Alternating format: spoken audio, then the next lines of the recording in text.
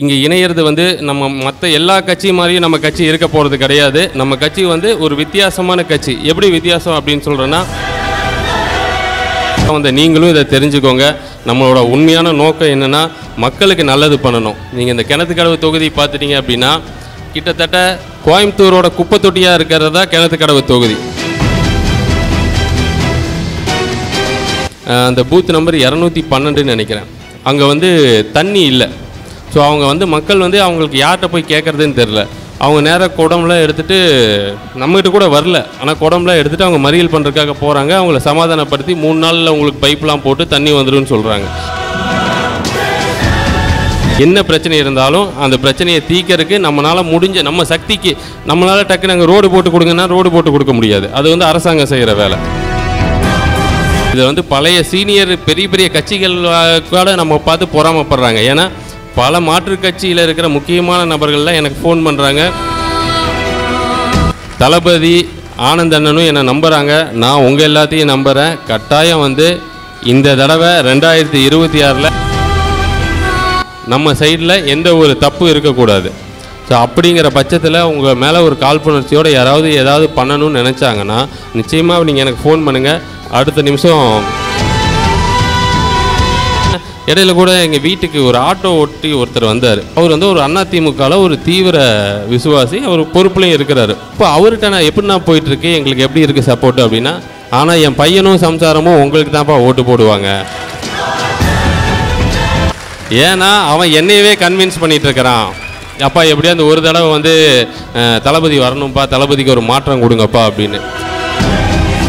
இந்த மாதிரி நிறைய இடத்துல நிறைய பிரச்சனைகள் இருக்குது. சரியாக சொல்லுங்கள், தண்ணி சரியாக வந்துட்டு இருக்கா எல்லா பக்கமும்? கிட்டத்தட்ட உங்களுக்கு எப்படின்னு தெரியல, எங்கெல்லாம் பார்த்தீங்கன்னா 15 நாள் 13 நாளைக்கு ஒரு தடவை தான் ஒரு குடிநீரே வருது. வந்து மரியாதையை கூட ஆனந்தன்கிட்ட கேட்டிருக்கேன், குறைஞ்சபட்சம் தளபதி ஒரு 2 தடவையாவது நம்ம கிணத்துக்கடவு தொகுதிக்கு வர சொல்லணும்னா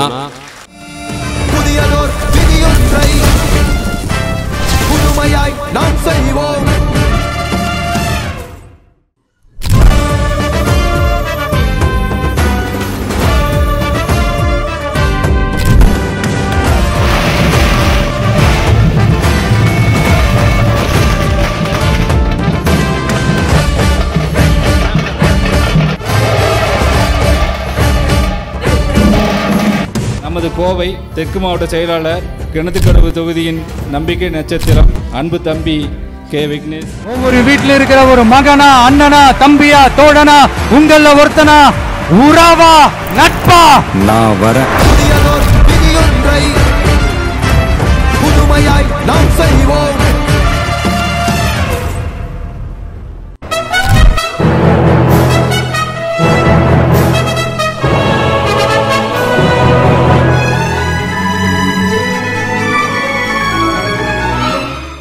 அடுத்தபடியாக உறுதிமொழி ஏற்பு நிகழ்ச்சி. நமது நாட்டின் விடுதலைக்காகவும் நமது மக்களின் உரிமைகளுக்காகவும் முதல்ல இங்கே வந்திருக்க எல்லாருக்கும் என்னோட தளபதியின் சார்பாகவும் பொதுச் செயலாளர் என் ஆனந்தன் அவர்களின் சார்பாகவும் என்னோட நன்றியையும் உங்களுக்கான வாழ்த்துக்களையும் தெரிவிச்சுக்கிறேன். ஏன்னா எல்லாத்துக்கும் வந்து சாமி நம்பிக்கை இருக்குது அப்படின்னு தெரியாது. ஆனால் இன்றைக்கி கழகத்தில் இணைஞ்ச உங்கள் எல்லாத்துக்குமே கட்டாயம் ஒரு நல்ல எதிர்காலம் இருக்குங்கிறது மட்டும் என்னால் நிச்சயமாக சொல்ல முடியும். ஏன்னா நீங்களாம் ரொம்ப புத்திசாலிங்க. நீங்கள் வந்திருக்க புதுசாக இணைய வந்திருக்க நீங்கள்லாம் ரொம்ப புத்திசாலிங்க. இதுக்கு முன்னாடி இணைஞ்சவங்கெல்லாம் ரொம்ப புத்திசாலிங்க. அதனால் அவங்க சீக்கிரம் வந்துட்டாங்க. ஸோ நீங்கள் வந்து கரெக்டான நேரத்தில் கரெக்டான இடத்துக்கு வந்திருக்கிறீங்க. ஸோ இனி வரப்போகிற காலம் நம்ம தளபதியோட காலமாக தான் இருக்கும். முதல்ல வந்து இந்த நிகழ்வை வந்து இவ்வளோ சிறப்பாக ஏற்பாடு பண்ணின அண்ணன் ரஞ்சித் அண்ணன் அவர்களுக்கும் அவருக்கு உறுதுணையாக இருந்த டிமிட்ரோன் அவர்களுக்கும் மற்றும் பல பகுதி செயலாளர்களும் இதுக்காக நிறைய வேலை செஞ்சுருக்காங்க. ஸோ அவங்க எல்லாத்துக்கும் நான் என்னோடய நன்றியை தெரிவிச்சுக்கிறேன். இங்கே இணையிறது வந்து நம்ம மற்ற எல்லா கட்சி மாதிரியும் நம்ம கட்சி இருக்க போகிறது கிடையாது. நம்ம கட்சி வந்து ஒரு வித்தியாசமான கட்சி. எப்படி வித்தியாசம் அப்படின்னு சொல்கிறேன்னா, இங்கே யாருமே வந்து மேலே கீழே அப்படிங்கிறதே இல்லை. பிறப்புக்கும் எல்லா உயிருக்கும்ங்கிறது தான் தளபதி வந்து தன்னோட கொள்கையாக தமிழக வெற்றி கழகத்தோட அடிப்படை கொள்கையாக வச்சுருக்கிறாரு. அதனால் வந்து பார்த்திங்கன்னா நமக்குள்ள இந்த சாதி பாகுபாடோ மத பாகுபாடோ மொழி ரீதியான பாகுபாடோ எந்த பாகுபாடுமே இருக்காது. ஒருவேளை உங்களுக்கு அப்படி யாராவது நிர்வாகிகள் இங்கே நடந்துக்கிறாங்க அப்படின்னா நீங்கள் எப்போ வேணாலும் என் நம்பருக்கு கூப்பிடுங்க. அந்த மாதிரி நிர்வாகிகள் கட்டாயம் நமக்கு தேவையில்லை. ஏன்னா நம்ம இங்கே எல்லாரும் ஒன்று, எல்லாரும் சமம்னு நினைக்கிறவங்க மட்டும்தான் தமிழக வெற்றி கழகத்தில் தொடர முடியும். அதே மாதிரி தமிழக வெற்றி கழகத்தில் பயணிக்கிறது வந்து அவ்வளோ சாதாரணமான விஷயம் கிடையாதுங்க. ஏன்னா இங்கே தளபதி நமக்கு கொடுத்துருக்க உத்தரவு ஆனந்தனோட வழிகாட்டுதலில் சரியாக பின்பற்றணும். இங்கே நல்லவனாக இருக்கணும். நல்லவங்க மட்டும்தான் தமிழக வெற்றி கழகத்தில் இருக்க முடியும். ரொம்ப நாளாக என் கூட இருக்கிறவங்களுக்கெல்லாம் தெரிஞ்சிருக்கும். அதே மாதிரி இப்போ புதுசாக வந்த நீங்களும் இதை தெரிஞ்சுக்கோங்க. நம்மளோட உண்மையான நோக்கம் என்னென்னா மக்களுக்கு நல்லது பண்ணணும். நீங்கள் இந்த கிணத்துக்கடவு தொகுதி பார்த்துட்டீங்க அப்படின்னா கிட்டத்தட்ட கோயம்புத்தூரோட குப்பை தொட்டியாக இருக்கிறதா கிணத்துக்கடவு தொகுதி. இங்கே வந்து எந்த ஒரு அடிப்படை வசதியுமே கிடையாது. நீங்கள் கவனித்து பாருங்களேன், கோயம்புத்தூரில் சேர மொத்தன குப்பைகளை கொண்டு வந்து கொட்டுற இடம் நம்ம கிணத்துக்கடவு தொகுதியாக இருக்கும். இங்கே ஏதாவது ஒரு ஐடி கம்பெனின்னு ஏதாவது ஆரம்பிச்சிருக்காங்களா, இல்லை இங்கே ஏதாவது ஒரு பஸ் ஸ்டாண்டுன்னு ஒன்று வந்துச்சு, அதையும் நிறுத்தி எடுத்துகிட்டு போயிட்டாங்க. ஸோ இப்போ இவங்களோட நோக்கம் என்னென்னா இந்த தொகுதியை வந்து இந்த எந்த ஆட்சிகளும் சரி, இந்த ஆட்சியும் சரி, இதுக்கு முன்னாடி ஆட்சியும் சரி, யாருமே இந்த தொகுதியை மட்டும் கண்டுக்கவே மாட்டேங்கிறாங்க. இதை உதாசீனப்படுத்துகிறாங்க. இதை வந்து மக்கள்கிட்ட நீங்கள்லாம் புதுசாக இணைந்தவர்கள்லாம் மக்கள்கிட்ட கொண்டு போய் சேர்க்கணும். உண்மையான வளர்ச்சி என்ன அப்படிங்கிறத 2026 இந்த மக்களுக்கு நம்ம காட்டுவோங்கிறத அவங்களுக்கு புரிய வைக்கணும். இது வந்து ஒரு சாதாரணமாக நீ கடந்து போயிடக்கூடாது. இங்கே வந்திருக்கோம், எல்லாம் கலந்துட்டோம், பேசணும், போனோம், ஃபோட்டோ எடுத்தோன்னு இல்லாமல் இதை ஒவ்வொருத்தரும் அவங்களோட ஒரு பொறுப்பாக இதை எடுத்து இங்கே இருக்கிற தளபதி யாரை வேட்பாளராக அறிவித்தாலும் இங்கே இருக்க நீங்கள் எல்லாருமே உங்களை வேட்பாளராக உங்கள் மனசில் வச்சுக்கோங்க. நீங்கள் ஒரு வேட்பாளராக இருந்து எப்படி வேலை செய்வீங்களோ அந்த மாதிரி ஒவ்வொரு இடத்துலையும் வேலை செய்யணும். அதே மாதிரி முன்னாடி இருந்த கழக நிர்வாகிகளுக்கு ஒரு வேண்டுகோள். இப்போ நம்ம வந்து தளபதி அந்த பூத் கமிட்டி மாநாட்டில் என் கையில் வந்து ஒரு புக்கு கொடுத்துருந்தாரு. ஸோ அந்த புக்கோட நோக்கம் என்ன அப்படின்னு கேட்டிங்கன்னா, ஒரு பூத்தில் குறைஞ்சபட்சம் நமக்கு 350லேருந்து 500 பேரை நம்ம இணைக்கணும். இப்போ இருக்க கட்சிகள்லாம் பூத்துக்கு 5 பேரை சேர்த்தாலே பெரிய விஷயங்கிற மாதிரி ஒரு சூழல். ஆனால் இந்த வேலையை நம்ம ஸ்டார்ட் பண்ணி கிட்டத்தட்ட வெள்ளலூர் அப்புறம் தொண்டாமுத்தூர் தெற்கு ஒன்றியெல்லாம் பார்த்தீங்கன்னா ஆல்மோஸ்ட் வந்து அவங்க முடிச்சிட்டாங்க. சில பேர் எப்படி பார்ப்பாங்கன்னா மக்களோட பிரச்சனைகளை ஒரு ஏரியாவில் பார்ப்பாங்க. இப்போ உதாரணத்துக்கு மதுக்கரை, சுந்தராபுரத்தில் இப்படி பிரச்சனை, வெள்ளலூரில் இப்படி பிரச்சனை, கிணத்துக்கடவுள் இப்படி பிரச்சனை அப்படின்னு தான் பார்ப்பாங்க. ஆனால் நீங்கள் இனிமேல் நம்ம அந்த மாதிரி பிரச்சனையை அணுகக்கூடாது. 324 பூத் இருந்துச்சுன்னா 324 பூத்தில் இருக்க பிரச்சனையை நம்ம பார்க்கணும். ஒரு பூத்துக்கு பார்த்திங்கன்னா ஒரு 4 வீதி சேர்ந்தது தான் ஒரு பூத்தாக இருக்கும். 4 வீதி 5 வீதி. ஸோ அந்த 5 வீதியில் என்ன பிரச்சனை இருக்குது, நம்ம எப்படி பண்ண போகிறோம் அப்படின்னா ரொம்ப நுட்பமாக அந்த வேலைகளை செய்ய போகிறோம். எந்த பூத்தில் என்ன பிரச்சனை இருந்தாலும் உடனடியாக நீங்கள் எனக்கு தெரிவிக்கணும். ஒரு உதாரணத்துக்கு சொல்கிறேன் பாருங்கள், 97வது வார்டில் அந்த பூத் நம்பர் 212ன்னு நினைக்கிறேன். அங்கே வந்து தண்ணி இல்லை. ஸோ அவங்க வந்து மக்கள் வந்து அவங்களுக்கு யார்கிட்ட போய் கேட்குறதுன்னு தெரில. அவங்க நேராக குடம்லாம் எடுத்துகிட்டு நம்மகிட்ட கூட வரல, ஆனால் குடம்லாம் எடுத்துகிட்டு அவங்க மறியல் பண்ணுறதுக்காக போகிறாங்க. அவங்கள சமாதானப்படுத்தி 3 நாளில் உங்களுக்கு பைப்லாம் போட்டு தண்ணி வந்துடும்னு சொல்கிறாங்க. ஆனால் அந்த 3 நாள் அவங்க தண்ணிக்கு என்ன பண்ணுவாங்கன்னு யாரும் யோசிக்கலை. அது ஒரு பெரிய செலவும் இல்லை, மீறி போனால் ஒரு 4000 ரூபா வந்துருக்கும், அவ்வளோதான். அது நமக்கு தகவல் தெரிஞ்சவொடனே நம்ம அந்த 97வது வார்டு நிர்வாகிகளை வச்சு அவங்களுக்கு ஒரு 2 லாரி தண்ணி வந்து நம்மளே இங்கேருந்து அமுச்சு வச்சோம்.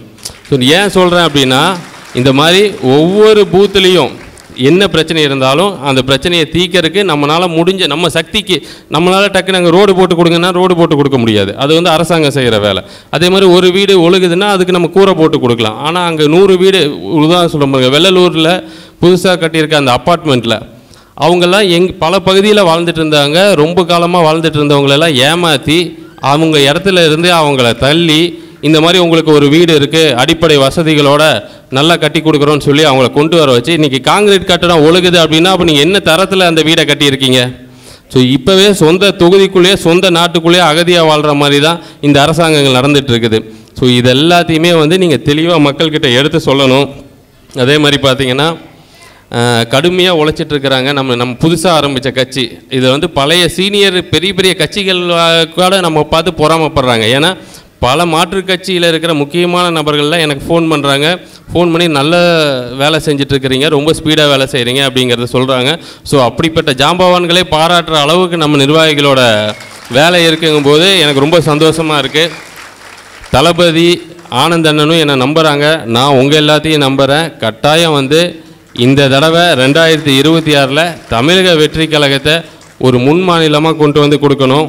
நம்ம சைடில் எந்த ஒரு தப்பு இருக்கக்கூடாது. ஸோ அப்படிங்கிற பட்சத்தில் உங்கள் மேலே ஒரு காழ்ப்புணர்ச்சியோடு யாராவது ஏதாவது பண்ணணும்னு நினச்சாங்கன்னா நிச்சயமாக நீங்கள் எனக்கு ஃபோன் பண்ணுங்கள். அடுத்த நிமிஷம் எல்லாருமே அங்கே வந்து நிற்போம். இன்றைக்கி பார்த்தீங்கன்னா நீட்டு பற்றி பேசிகிட்டு இருந்தாங்க. நேற்று தலைவர் சொன்னார், என்ன சொல்ல வந்தார் அப்படின்னு சொன்னால், நீட்டு மட்டும் உலகம் இல்லை, அதை தாண்டி நிறையா துறைகள் இருக்குது அப்படின்னு சொன்னார். இப்போ உடனே இவங்க இந்த 200 காரணங்களாக என்ன பண்ணிட்டாங்க, தலைவர் நீட்டையே வேண்டான்னு சொல்லி நீட்டை வந்து தடை பண்ண வேண்டான்னு சொல்லிட்டாருன்னு அவங்க ஒரு அவதூறு பரப்புகிறாங்க. ஸோ அப்போ அதுக்கு நம்ம என்ன பண்ணணும், நம்ம எல்லாருமே போய் அதுக்கு நம்ம தளபதிக்கும் அந்த நீட்டு பற்றின ஒரு விழிப்புணர்வு மக்களுக்கும் புரிய வைக்கிறதுக்கும் நம்ம அந்த தகவலை கொண்டு போய் சேர்க்கணும். ஸோ அதனால தான் நீங்கள் எல்லோரும் முகநூலில் வாங்க. ஏன்னா இப்போ இந்த உலகம் ரொம்ப மாறிட்டுருக்கு, எல்லாமே டிஜிட்டலாக மாறிட்டுருக்கு. இப்போ நம்மளும் அந்த காலத்துக்கு ஏற்ற மாதிரி தான் பயணிக்கணும். நம்ம இன்னும் பின்னாடியே இருந்துகிட்டே இருந்தோன்னா நம்ம ரீல்ஸ் போடுறதுக்காகவோ அந்த ஃபோட்டோ எடுக்கிறதுக்காகவோ நம்ம கட்சிகள் இருந்தோன்னா அதனால் பிரயோஜனம் கிடையாது, தளபதிக்கும் கிடையாது, நமக்கும் கிடையாது. ஸோ நம்ம எல்லாத்தோட எதிர்காலமும் தளபதியோட நம்பிக்கையும் அவரோட எதிர்காலமும் எல்லாமே நம்ம இந்த 2026 தேர்தலில் தான் இருக்குது. என்ன நடந்தாலும் சரி தளபதியை ஜெயிக்க வைக்காமல் ஓயவே கூடாது. இந்த கிணத்துக்கடவை மட்டும் இல்லை, வால்பாறையும் சரி பொள்ளாச்சியும் சரி நிச்சயமாக ஒரு பெரிய சப்போர்ட் இருக்குது. நான் வந்து எப்படி சொல்கிறேன் அப்படின்னா, நான் பொதுவான ஆளுகிட்ட கருத்து கேட்பேன். நம்ம ஆளுகிட்ட கேட்டால் நம்ம ஆளுக்கு எல்லாம் நமக்கு ஃபேவராக தான் பதில் சொல்லுவாங்க, நம்ம தானான்னு சொல்லுவாங்க. பட் நான் இது இல்லாமல் பொதுவாக சில பேர்கிட்ட கேட்பேன். இடையில கூட எங்கள் வீட்டுக்கு ஒரு ஆட்டோ ஓட்டி ஒருத்தர் வந்தார். அப்போ அவர் என்னை பார்த்து தெரிஞ்சுட்டு என்னை கூப்பிட்டு நீங்கள் விக்கி தானேன்னு பேசினார். அப்போ அவர்கிட்ட நான் பேசினேன். அவர் வந்து ஒரு அதிமுகவில் ஒரு தீவிர விசுவாசி, அவர் பொறுப்புலையும் இருக்கிறாரு, அவர் பேர் வேண்டாம். அப்போ அவர்கிட்ட நான் எப்படின்னா போயிட்டுருக்கு, எங்களுக்கு எப்படி இருக்குது சப்போர்ட்டு அப்படின்னா, என் வீட்டில் நாங்கள் 3 பேர் இருக்கோம், என் பையன் என் சம்சாரம் நானும் 3 பேர் இருக்கோம். ஆனால் என் பையனும் சம்சாரமும் உங்களுக்கு தான்ப்பா ஓட்டு போடுவாங்க.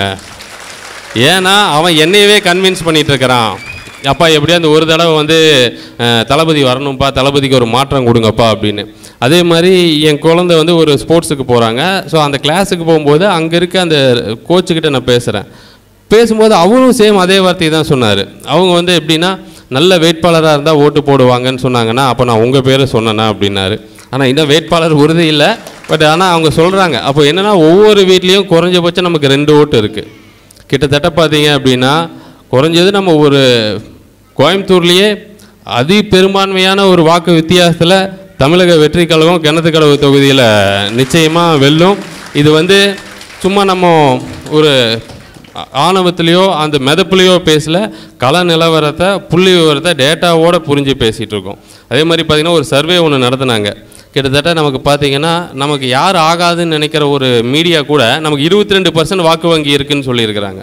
22% அப்படிங்கிறது ஒரு சாதாரண விஷயம் கிடையாது. ஏன்னா திமுகக்கு 20% இருக்குங்கிறது தான் பழைய டேட்டா.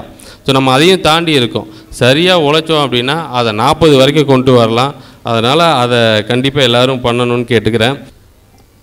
அதே மாதிரி பார்த்திங்க அப்படின்னு சொன்னால் இந்த பூத் கமிட்டி நான் சொன்னேன் பாருங்கள், இதுக்கு வந்து நமக்கு இதில் வந்து ஒன்றிய செயலாளர் தான் பண்ணணும், பகுதி செயலாளர் தான் பண்ணணும் அப்படிங்கிறது இல்லை. இங்கே இருக்க புதுசாக சேர்ந்த உறுப்பினரோட பொண்ணுலேருந்து எல்லாருமே பண்ணலாம். ஸோ அதனால் நீங்கள் எல்லாருமே வந்து அதுக்கு நீங்களே உங்களை சொந்த ஒரு கேண்டிடேட்டாக நினச்சி ஒர்க் பண்ணுங்கள். உங்கள் எல்லாத்தையும் பார்த்ததில் ரொம்ப சந்தோஷம். 2026க்கு அப்புறம் இப்படி ஒரு நம்ம தொகுதியை இப்படி யாரும் பார்க்க மாட்டாங்க.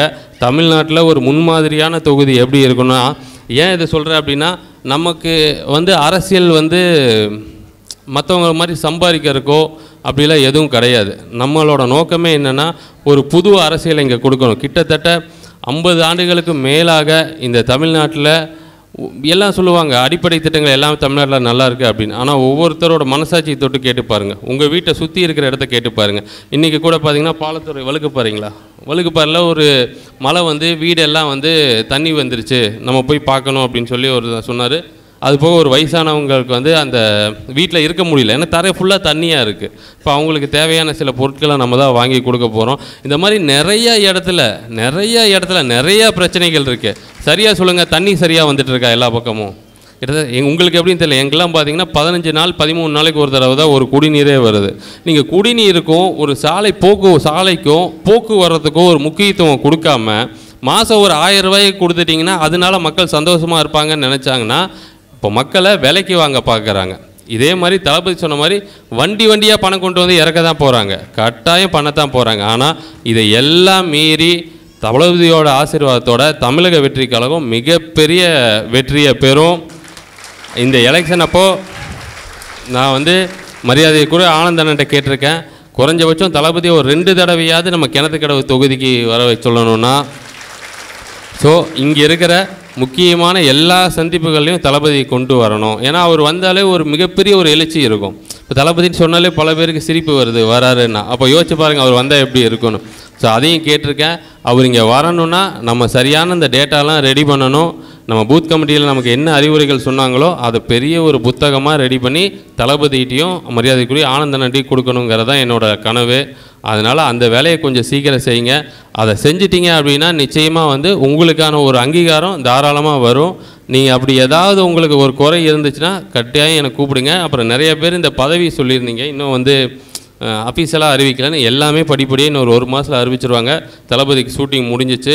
இதுக்கப்புறம் முழுக்க நம்ம கட்சி வேலைகளும் அரசியல் பயணங்கள் மட்டும்தான் அவர் பண்ண போகிறாரு. அந்த சூழலில் அத்தனை பேர்த்துக்கான பதவியும் வந்துடும்.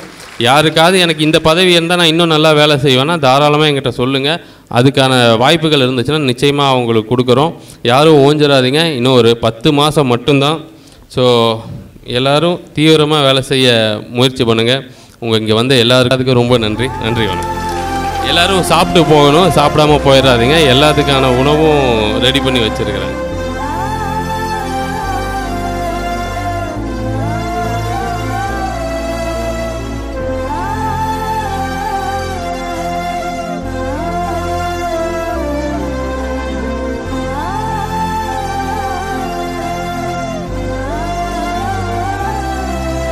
அண்ணனை பற்றி ஒரு சின்ன அறிமுகம்.